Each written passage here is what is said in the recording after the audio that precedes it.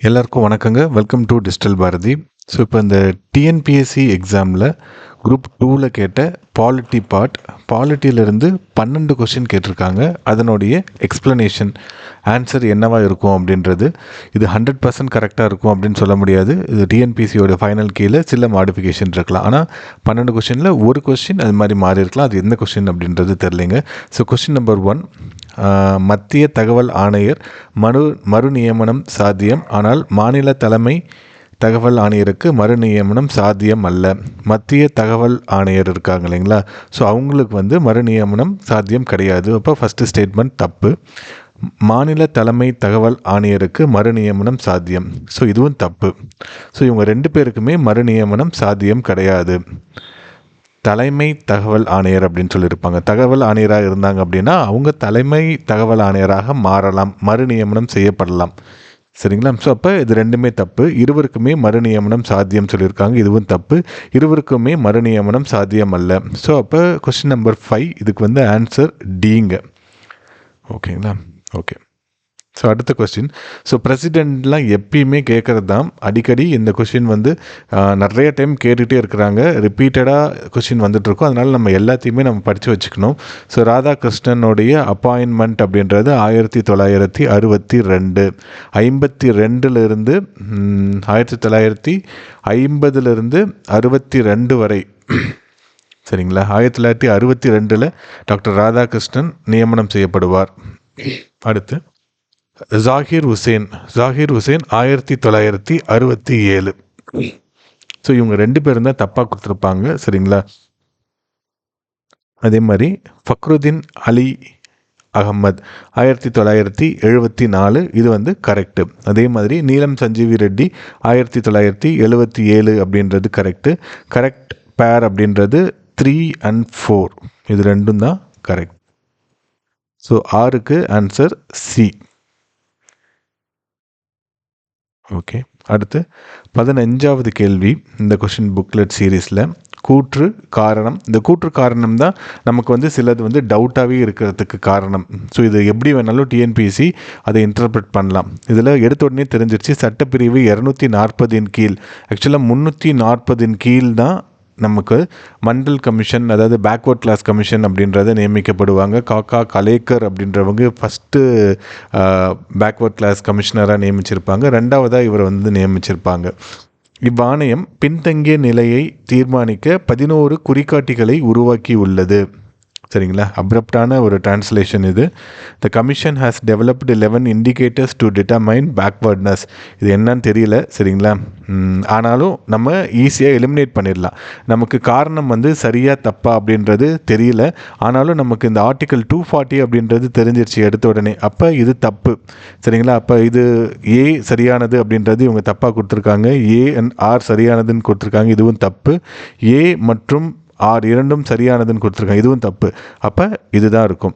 ஏ தவறானது, ஆர் சரியானது. பாருங்கள், எலிமினேட் தான் நம்மளால் பண்ண முடியுது. நீங்கள் எவ்வளோ தான் நீங்கள் நல்லா படிச்சுட்டு போயிருந்தீங்கனாலும் 11 இண்டிகேட்டர்ஸ்லாம் கண்டிப்பாக யாராலையும் நம்மளால் படிச்சுட்டு போயிருக்க முடியாது. எலிமினேட் மட்டும்தான் பண்ண முடியும். ஸோ நம்மளுடைய எக்ஸாம் நம்மளுடைய ஃபுல்லாக படிச்சுட்டு போனது மட்டும் நம்ம ஆன்சர் பண்ணுற மாதிரி இல்லாமல் நம்ம படிச்சுட்டு போனதை வச்சு எலிமினேட் பண்ணுற மாதிரி இருக்குது. ஸோ எக்ஸாம் அப்படி தான், யூபிஎஸ்சி எக்ஸாம் அது மாதிரி தான் யூஸ்வலாக இருக்குங்க. சரிங்களா?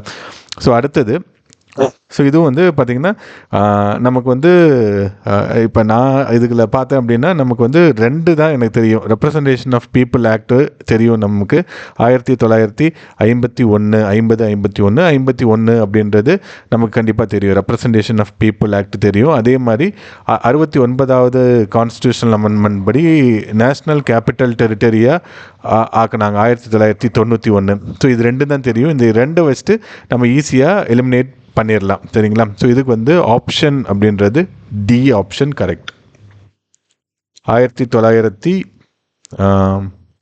Option A correct. 1963 government of union territory act அப்படின்றது சொல்லியிருக்காங்க. 1991 இது நமக்கு தெரியும். அதே மாதிரி 1971 அதில் தான் prevention of insult of national honour act. இது வந்து நம்ம ஃபண்டமெண்டல் டியூட்டி வரத்துக்கு ஒரு முன்னோடியாக இதை வந்து சொல்லியிருப்பாங்க. சரிங்களா? ஸோ இதெல்லாம் நம்ம படித்ததே இல்லை. எனக்கு தெரிஞ்சது 2 தான். அந்த 2 வச்சுட்டே நம்ம ஈஸியாக எலிமினேட் பண்ணிட முடியறது இதில். அதனால் நம்மளால் ஆன்சர் இதுக்கு கொண்டு வர முடியுது. ஓகே, அப்சல்யூட்டாக எல்லாத்துக்கும் எதுவுமே தெரியாதுங்க. ஓகே, அரசியலமைப்பை உருவாக்கியவர்கள் அரசின் கடமைகளாக அரசியலமைப்பில் இந்த வடிவத்தில் சேர்த்தனர். அரசின் கடமைகளாக அரசியலமைப்பின் இந்த வடிவத்தில் சேர்த்தனர். அரசியலமைப்பை உருவாக்கியவர்கள் அரசின் கடமைகளாக. ஃபண்டமெண்டல் ரைட்ஸ் அப்படின்றது நமக்கான குடிமக்களுக்கான உரிமைகள். டிபிஎஸ்பி அரசு வழிகாட்டும் நெறிமுறைகள் தான் அரசின் கடமைகள். அந்த கடமைகளில் ஒன்று ஒன்றா அவங்க நிறைவேற்றிக்கிட்டே வரணும் அப்படின்றத சொல்லுவாங்க. சரிங்களா? ஸோ இது ரொம்ப முக்கியமானது. அதாவது நம்ம அரசியல்வாதிகள் நம்மளுடைய எலெக்ஷன் மேனிஃபெஸ்டோவை சொல்லுவாங்க. அது ஆட்சிக்கு வந்ததுக்கப்புறம் அதில் இருக்கக்கூடிய ஒன்று ஒன்றா சட்ட வடிவத்தில் மாற்றிட்டு இருப்பாங்க இல்லைங்களா? அதே மாதிரி தான் இப்போ காலை உணவு திட்டம் நம்ம கொண்டு வருவோம் அப்படின்னு சொல்லுவோம். அது ஆட்சிக்கு வந்ததுக்கப்புறம் அது சட்டம் போட்டு அதை நடைமுறைக்கு ஒரு திட்டம் போட்டு நடைமுறை கொண்டு வருவாங்க. அது மாதிரி தான் டிபிஎஸ்பியில் இருக்கக்கூடிய ஒன்றொன்றுத்தையும் இப்போ காமன்வெல்த் கோட் ஆர்டிகல் 44 இருக்குது. அதை வந்து இவங்க ஆட்சிக்கு வந்ததுக்கப்புறம் நடைமுறைப்படுத்துவாங்க. ஸோ டிபிஎஸ்பியில் இருக்கக்கூடிய ஒன்றானதை நம்ம வந்து நடைமுறைப்படுத்திக்கிட்டு இருக்கிறோங்க. ஓகேங்களா? ஓகே, ஸோ ஆப்ஷன் சிங்க. ஸோ அடுத்து, ஸோ இது வந்து எக்ஸாக்டாக அப்படின்றது தெரில. ஆனால் இதையும் நம்ம ஈஸியாக எலிமினேட் பண்ணலாம். இந்தியாவுக்கு நமக்கு பெங்கால் டைகர் அப்படின்றது தெரியும், ஏக்கு 5 தெரியும். அப்போ இது 2ம் கிடையாது.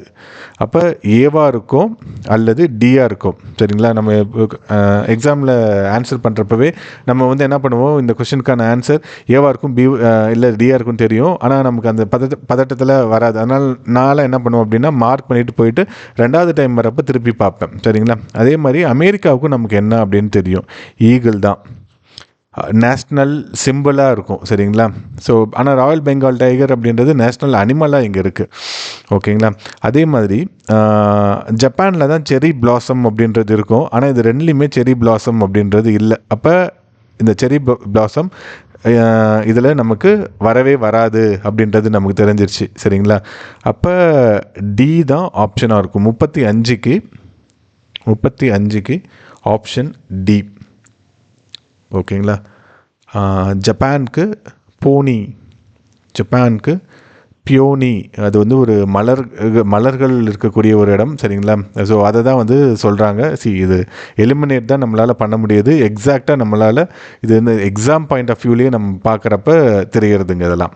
ஓகே ஓகே அடுத்து CEDAW அப்படின்னா convention on the elimination of all form of discrimination against women. இது வந்து இந்தியன் பாலிட்டியில் விமன் சில்ட்ரன் வெல்ஃபேர் அதெல்லாம் கொடுத்துருப்பாங்க இல்லைங்களா? அந்த பார்ட்லேருந்து இதெல்லாம் எடுத்துருக்குறாங்க. சரிங்களா? அடுத்து இதுவும் எலிமினேஷன் தான். நமக்கு வந்து கமிஷன் 1983 போடப்பட்டது அப்படின்றது கண்டிப்பாக தெரியும். கமிஷன் மேட் 247 ரெக்கமெண்டேஷன் அப்படின்றதும் கண்டிப்பாக தெரியும்.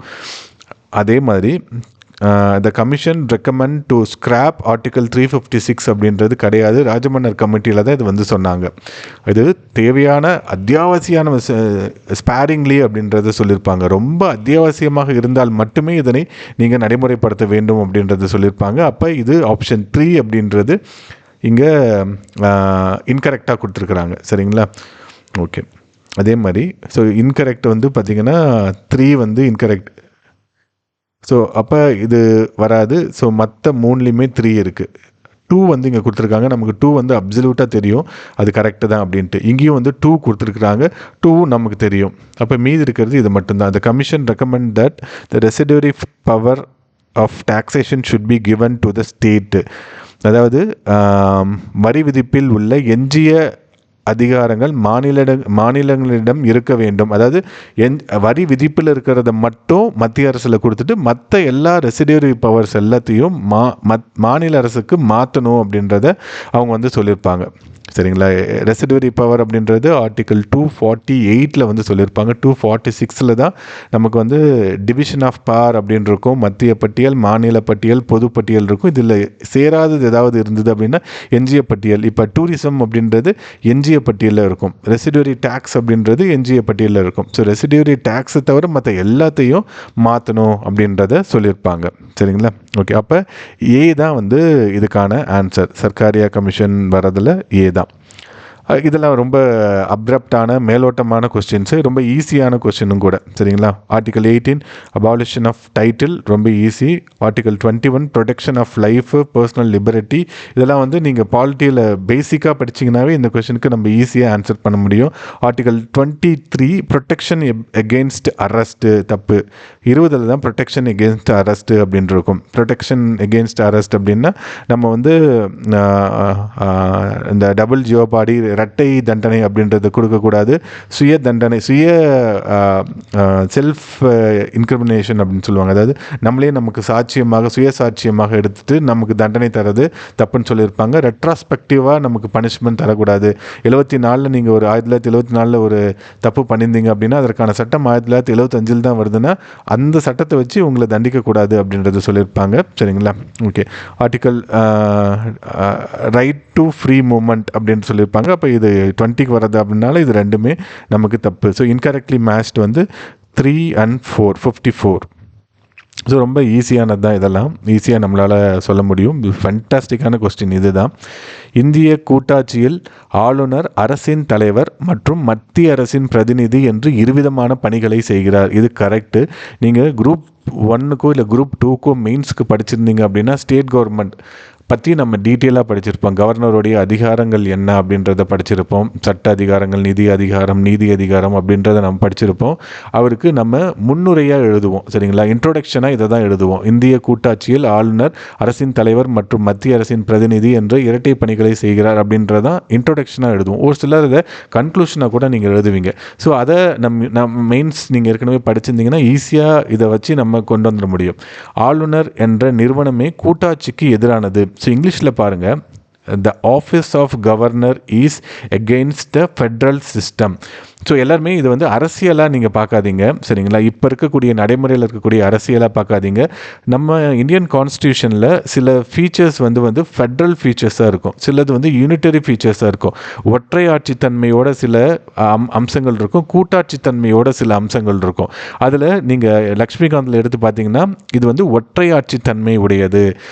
அப்பாயின்மெண்ட் ஆஃப் கவர்னர் வந்து article 156 appointed by president of India. President வந்து ஸ்டேட் கவர்மெண்ட்டுக்கும் பிரசிடென்ட்டுக்கும் சம்மந்தம் கிடையாது, சென்ட்ரல் கவர்மெண்டோட தான் அவர் இருப்பார்.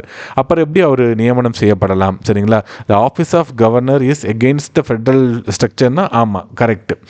ஸோ அப்போ இது வந்து பார்த்திங்க அப்படின்னா both A and R2 and AR is correct explanation of A. சரிங்களா? இதுக்கு வந்து பி தான் ஆப்ஷனாக வரும். ஸோ இது வந்து இதை கான்ட்ரவர்சியாக ஆக்குவாங்க. நாளைக்கு நியூஸ் பேப்பரில் கூட இதெல்லாம் வரும், கவர்னரை இப்படி நேரடியாக தாக்கியிருக்கீங்க அப்படின்ட்டு. இது அரசியலே கிடையாது, நம்ம அரசியல் அமைப்பில் இருக்கக்கூடிய ஒரு பகுதி, நம்மளுடைய ஃபெட்ரல் ஃபீச்சரில் இருக்கக்கூடிய முக்கியமான அம்சங்களில் இது ஒன்று.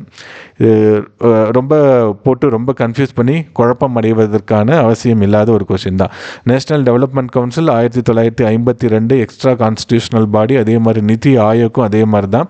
சரிங்களா? இப்போ எலெக்ஷன் கமிஷன் நமக்கு கான்ஸ்டியூஷனில் சொல்லியிருக்காங்க ஆர்டிகல் 324 அப்படின்னு நினைக்கிறேங்க. ஃபைனான்ஸ் கமிஷனும் ஆர்டிகல் 280 வந்து சொல்லியிருப்பாங்க. ஸோ அப்போ இது ரெண்டுமே வந்து நமக்கு கான்ஸ்டியூஷனில் இருக்கக்கூடிய ஒரு முக்கியமான பகுதிகள். do not find mention in the constitution அப்படின்னு சொல்லியிருக்காங்க. அரசியலமைப்பில் எவை அரசியலமைப்பு சட்டத்தில் காணப்படவில்லை அப்படின்னு சொல்லியிருக்கிறாங்க. நம்ம அவசரத்துலேயும் பதட்டத்துலேயும் தப்பு பண்ணிடுவோம். ஸோ 1 and 2 தான் கரெக்டு. ஸோ இதே மாதிரி நான் மற்ற சப்ஜெக்ட்டுக்கும் இந்தியன் நேஷனல் மூமெண்ட்டு முக்கியமானது எல்லாத்தையும் எடுத்து போடுறாங்க. அடுத்தடுத்த வீடியோவாக இன்றைக்குள்ளே நான் போடுறேன், நீங்கள் பாருங்கள். இது வந்து ஓரளவு ஒரு 95% கண்டிப்பாக கரெக்டாக இருக்கும். 1-2 நமக்கு வந்து கண்டிப்பாக ப்ரெடிக்ட் பண்ணவே முடியாது, யாராலையுமே ப்ரெடிக்ட் பண்ண முடியாது. டிஎன்பிஎஸ்சியோடைய ஃபைனல் கீ வந்தால் தான் தெரியும், அதுவும் 6 நாளில் வந்துடுதுங்க. நன்றி.